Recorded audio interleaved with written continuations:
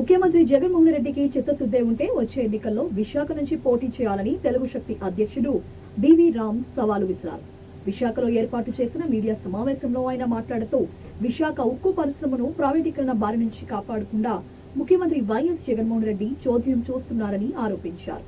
ఉత్తరాంధ్ర ప్రజలు అమరావతిని ఏకైక రాజధానిగా కోరుకుంటున్నారే తప్ప 3 రాష్ట్రాలు కాదని స్పష్టం చేశారు.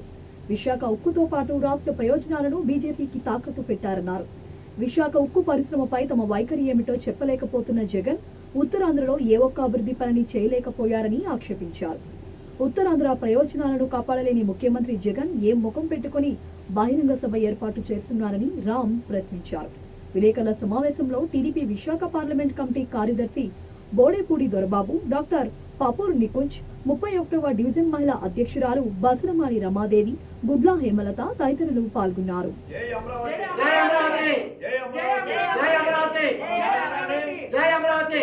అందరికీ నా ఉదయపూర్ నమస్కారాలు.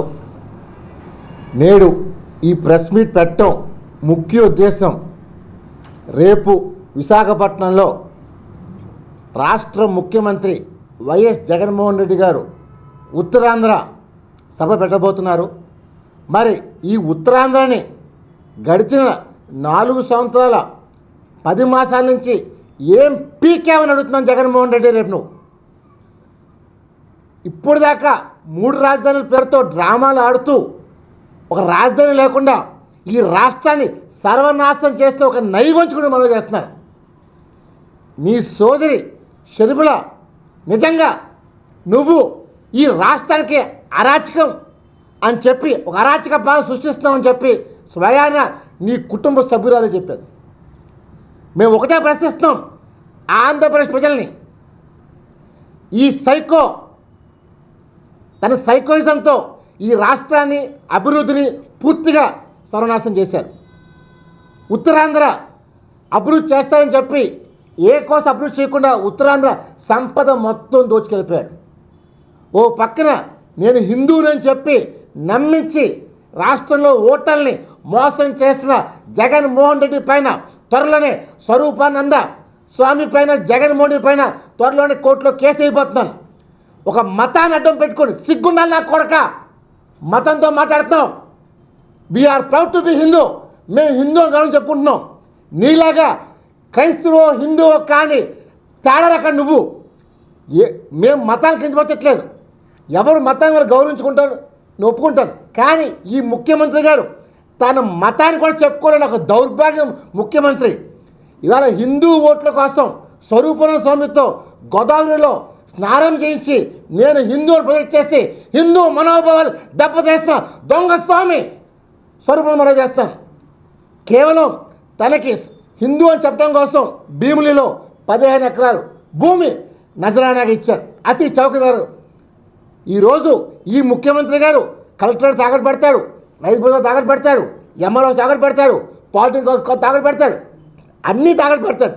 కానీ ప్రభుత్వ భూములు మాత్రం దారాదం చేసేస్తారు ఒక దొంగ స్వామికి. నిజంగా శారదా పీఠం అది పీఠం అని అడుగుతున్నాను, నాకు గుర్తింపు పొంది అడుగుతున్నాను. మన అయోధ్య రామ మందిర్ ప్రతిష్టకి ఎందుకు పిల్లలు అడుగుతున్నాను. ఇది ఒక పనికి మాలి పీఠం అమలు చేస్తాను. కేవలం అది వైఎస్ఆర్సీపీ అడ్డా.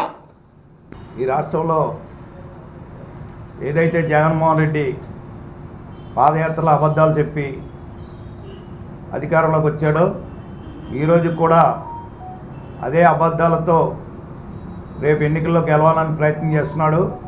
కానీ ప్రజలు ఆయన పరిపాలన మొదలుపెట్టిన తర్వాత విధ్వంసాలతో స్టార్ట్ అయిన మరి ఆయన పరిపాలన ఈరోజు కూడా అదే బాటలో నడుస్తుంది. ఏదైతే ప్రజలు విసిగి వేసారిపోయారు, అన్ని వర్గాల వారిని ఆయన ఇబ్బందులకు గురి చేశాడు తప్ప సరైన పరిపాలన చేయలేదనే సంగతి ఆయన విశ్రమించినట్టున్నాడు. రేపు భవిష్యత్తులో ఏదైతే ఆయన ఇబ్బందులకు గురి చేశాడో ఆ వర్గాలన్నీ కూడా రేపు ఎన్నికల్లో మరి ఓటు ద్వారాగా ఆయన్ని తిప్పికొట్టడానికి ప్రజలు సిద్ధంగా ఉన్నారు. పార్టీలను మనుషులు గౌరవించడం కూడా లేదు, అన్ని మోసాలు చేస్తున్నాడు జగన్ గారు. ఇల్లులు ఇస్తారని చెప్పి ఇల్లులు కూడా చంద్రబాబు నాయుడు గారు కట్టిన ఇల్లులు ఉంటాయి, అతను కట్టినాడు అన్నట్టు నిరూపించి అటు రంగులేసి పెయింట్లు వేసి అవి ఇస్తానని కూడా అవి కూడా ఇప్పుడు వచ్చి ఇవ్వలేదు. పింఛన్లు కూడా మంచి వాళ్ళకి కాలేజీ లేని వాళ్ళకి పింఛన్లు కూడా తీసాడు అతను. ఇలాంటివన్నీ పనులు చేస్తే ఈ జగన్ ఎప్పుడు పోతాడని ప్రజలందరూ కూడా చూస్తారు.